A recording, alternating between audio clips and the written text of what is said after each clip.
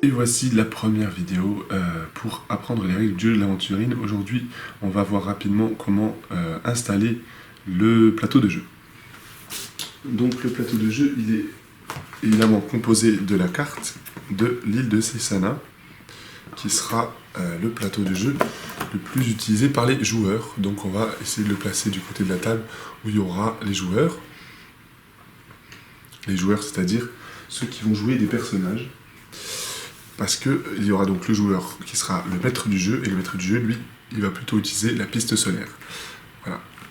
Donc on placera la piste solaire directement en face du maître du jeu. Ensuite, vous aurez une série de petits jetons comme ceci, qui sont des jetons de survie.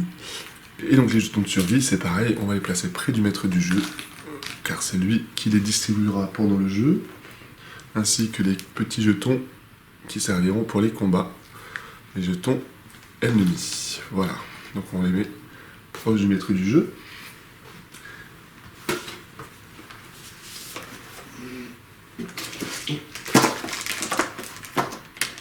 Ensuite, bien sûr, nous avons les dés, donc plusieurs types de dés. On a les dés de récolte,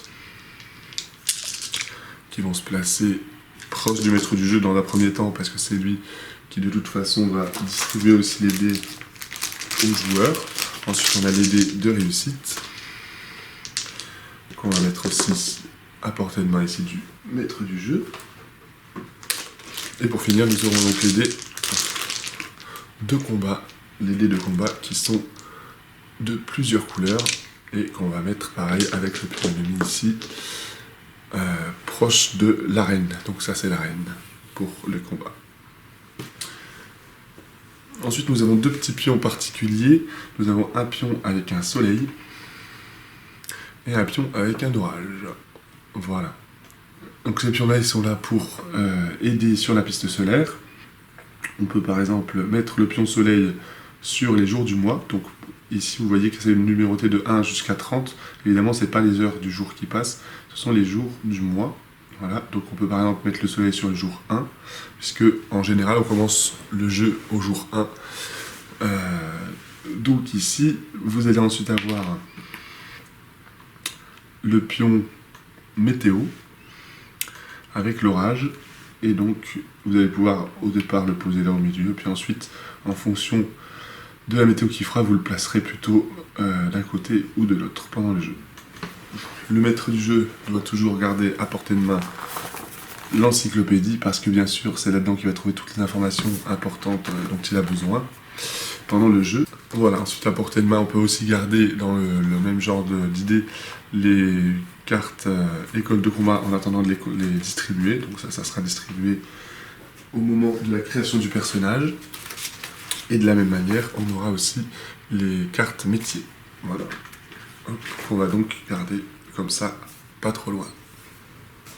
Ensuite, bien sûr, nous avons les petits personnages qui sont juste des meeples dans la version que vous aurez du jeu. Mais vous pouvez très bien aussi remplacer ces petits meeples par des figurines que vous personnalisez à l'image de votre personnage. Je propose d'ailleurs aussi des figurines personnalisées pour ceux qui le souhaitent. Donc ça, vous pourrez retrouver ça sur mon blog, ou d'ailleurs sur la chaîne YouTube aussi. Et donc ces petits personnages, ils vont par deux, parce qu'il y en aura un qui va aller sur la piste solaire. Donc en général, ça commence le matin.